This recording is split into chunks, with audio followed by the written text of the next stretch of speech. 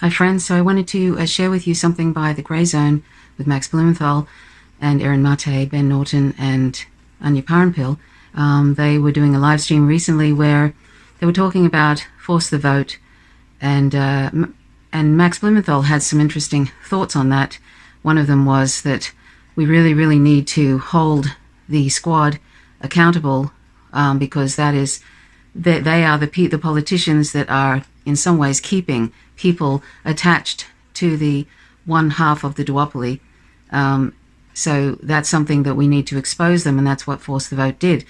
So Max Blumenthal has a little bit of a scorched earth thing to say about that, but I think it's something that, well, I've said this also numerous times, that I feel like they're a bit like bait to keep people in this awful party, and they're really inevitably they're going to do nothing to really address the issues, particularly how they passed on Medicare for all to vote for Nancy Pelosi and all that kind of thing. So they're really, I personally feel, are a waste of time and a waste of good energy that could be used to organize outside the party. Anyway, I think he kind of agrees with me. I think, we both are in agreement with that. So anyway, I thought he said some good things in this, so I spliced together some bits of what he was saying in this live stream. So I hope you find it interesting. Thanks for watching. We won't get there, as you said, Danny, if we're like falling for that shtick that the squad pulled, that ruse that they pulled of diversity washing the Democratic Party, like Obama. It was very meaningful. Yes, it's meaningful that Ilhan Omar comes in wearing a hijab after so many years of post 9/11 Islamophobia. But you can't keep falling back on that after you cast your vote for one of the most heinous ultra Zionists to run the Democratic Party in Nancy Pelosi, who supports all the wars on the Muslim world in the Middle East. I don't care about your blue hijab anymore. Stop hijab washing Nancy Pelosi. Stop diversity washing with the squad. It's not going to work anymore for a certain group of people who are sick of the wars, who are sick of imperialism, and they want you to throw down like you did on Elliott Abrams. And I bet you anything that after Ilhan Omar's display of contempt for Elliott Abrams, she was pulled back. And she's been much quieter about empire since then, when there is so much to say, including the possibility of a war on Iran. We don't hear them talking about that. I think the line was drawn here, and Dan Cohen's video for Mint Press was so important in showing that these people who've been circling the wagons around AOC are the ones who've been making it so hard for us to make the case to the broader left that they need to oppose empire, that Erin Mate is right about Russiagate. Every time Erin makes a valid, salient point about Russiagate, they will come in and say, you're supporting Trump. Every time we say that Syria shouldn't be sanctioned to death, that they should be allowed to rebuild their homes so refugees can come home, they'll say you're an Assadist, and you're being funded by the Assad regime, which is crazy. Like I don't even know how to do that if I wanted to do that. Every time. And so the line was finally drawn. They're on one side and we're on the other side. And I have as much in common with those people as I do with the far right or whatever. I see them more just like corporate Republicans. Like I have as much in common with them as them personally, but they're making a case that undercuts everything we're saying, which is just based on facts and history and the journalism we do. They're just coming in and undercutting it and claiming that they're on the left. Honestly, I have more respect for like Democratic operatives who go on and out and run these like grim campaigns with Super Bowl ads against Republicans than I do for a bunch of synthetic left pundits who claim that they're socialists and wear socialist on their sleeve while they're attacking all of the targets of U.S. empire left and right. Like and sheepdogging for the Democratic Party. They're worse because they're insidious. And I just don't care anymore. I feel mortality. I feel maybe this is my midlife crisis. I don't have that much time here, and we need to tell the truth. We need to save people. We need to educate people. And so we need to tell them who the charlatans are and who the liars are who have been undercutting us nonstop. And we finally had an opportunity to do that in this moment. So I'm not going to hold back anymore. And Anya never held back. Anya, in what year was it? 2017 when AOC came into Congress with Danny, you all did a piece on RT. Our AOC is a progressive fraud. And at the time I was like, yeah, it's probably going to be true, but aren't you saying that a little too early?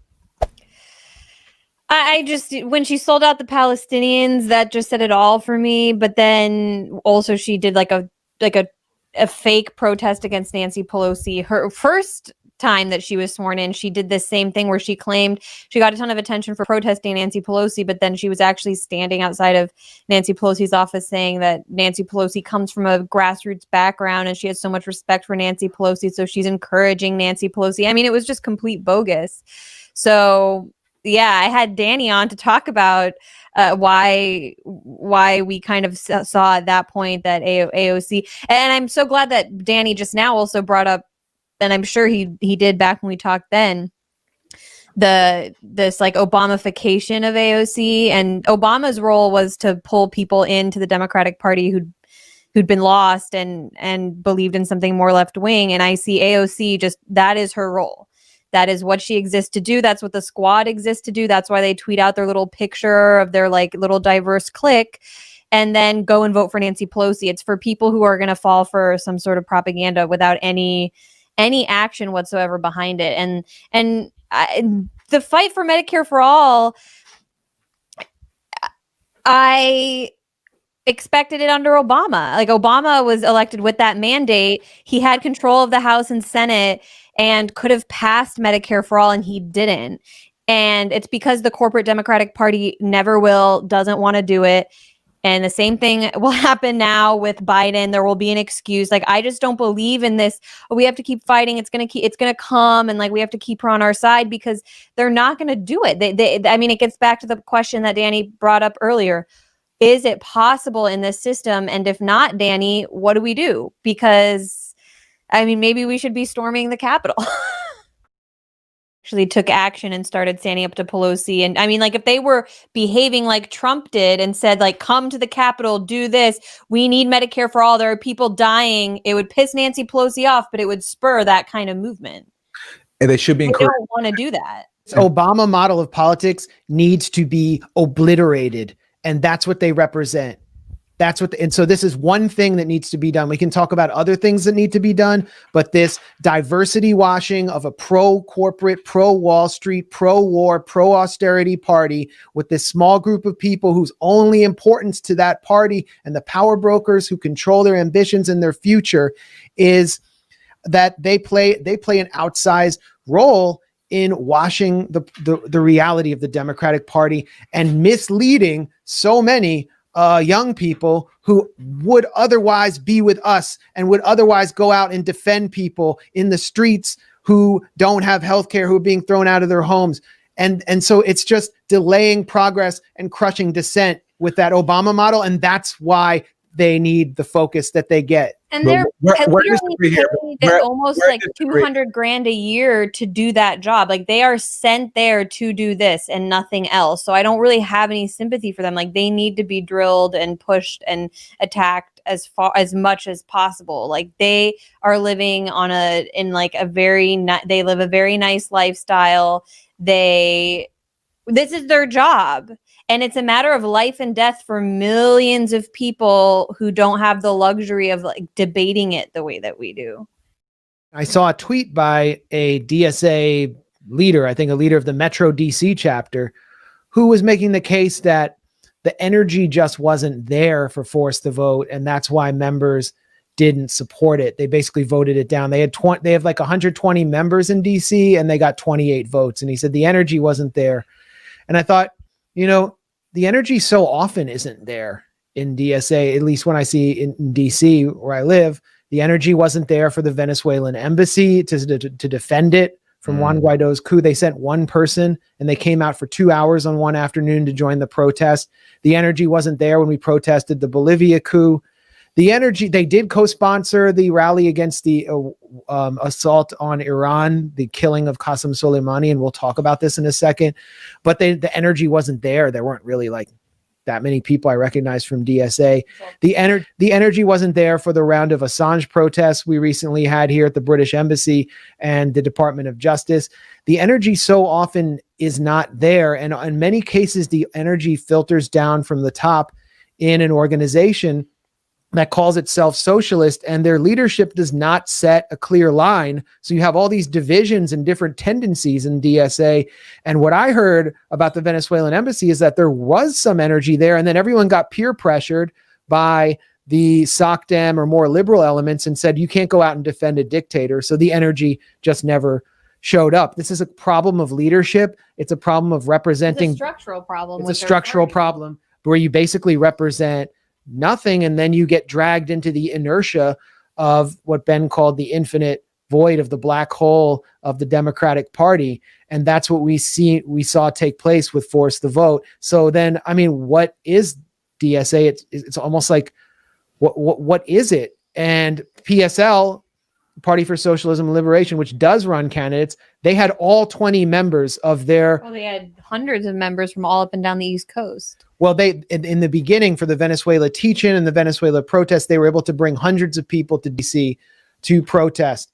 And then when the Venezuela Embassy Protection Collective jumped off, all 20 members of their party in Washington participated full-time. All full-time. And that's because they have a line. The line is against imperialism. DSA does not have a clear line against imperialism. There's no consequence for violating whatever they vote for. That's why they can have Chris Hayes and Molly Crabapple as members who are like straight up imperialists, liberal imperialists. And that's what, the U.S. security state wants in a left-wing party or a party that identifies itself as socialist. They want fragmentation. They want nothingness. And while I'm not a member of the PSL, I don't identify with any clear ideological tendency. I don't wear socialism on my sleeve. I want you to judge me by my journalism. I want you to judge me by the things I say and the facts that I spit. But PSL, it has a line, and I think they have been much more effective in pushing back against empire, which is really the heart of the crisis that we're facing right now. And it's because they have they function like a real socialist party. They were elected to do certain things. They made certain promises that they need to be held to, and they're just breaking them right before our eyes. It's not our responsibility to do it. It's theirs. And if they won't do it, then they should be replaced or made to feel very uncomfortable. And that's what took place.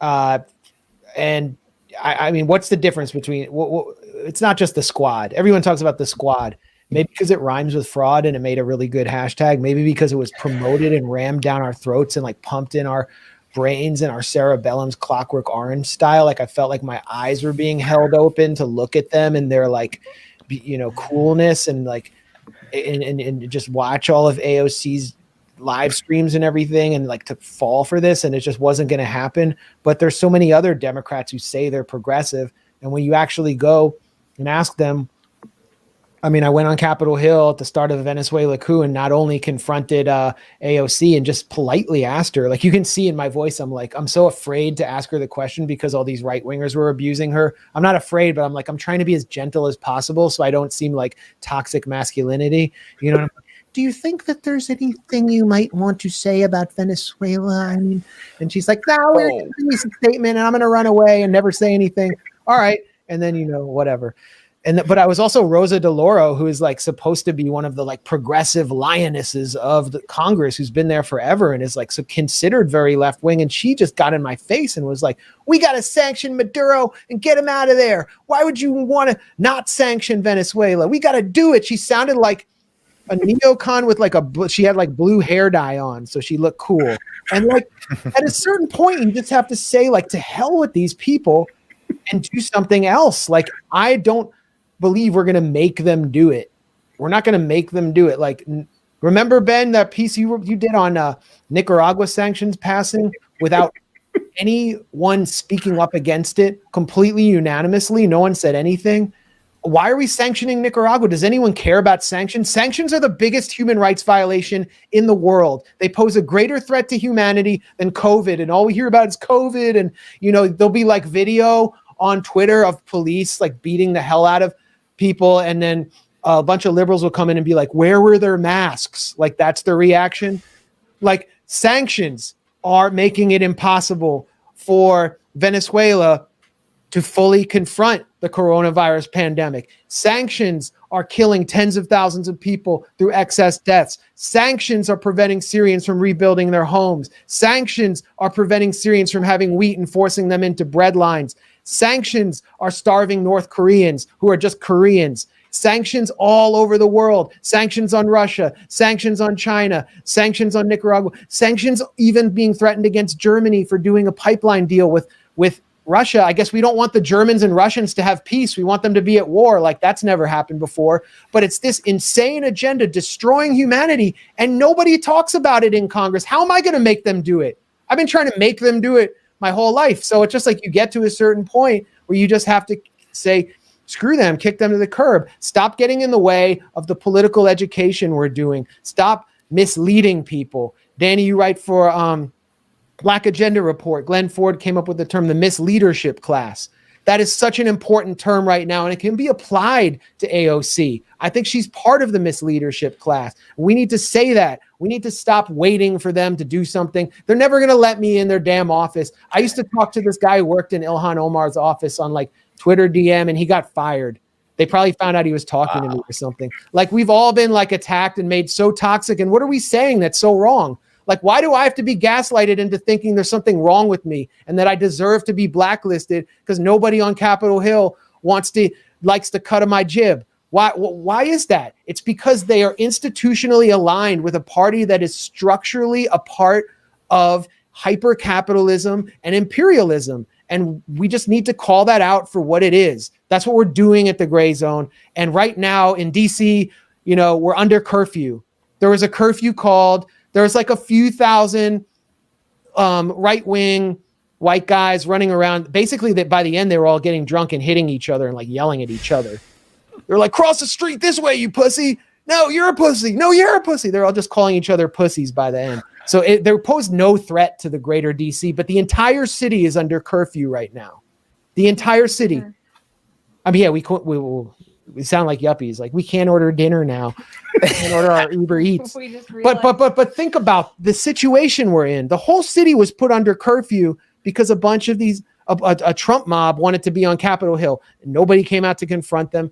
And everybody's scared of COVID too. So there's just so many layers of fear to prevent people from actually doing something. We have to be the ones to call this out. And someone said, I love to hear myself speak. This is actually just cathartic for me. Yeah. So I just need to get this off my chest. I'm done. Because we're all mad as hell and aren't going to take it anymore. I am mad. And that was exactly what was going through my head. So I'm glad you pulled that up. I'm mad. Everybody should be mad. And so many people are not mad. They've just given up and they're ready to just take some opioids and fentanyl and die. That's the saddest thing about what's going on out there. Over 50% of this country doesn't even vote. And look at Biden. You think that guy cares? He's like, that's the guy that cares? This is only going to get more extreme under Biden because they're not going to have the excuse of Trump. The squad is going to have to do more than performative actions. Yeah. And I think they're just going to be spending their time. My prediction is they're going to be spending their time making excuses for Biden while throwing us statements here and there to make us feel like, oh, there's a wing of the party that's left, but we'll see.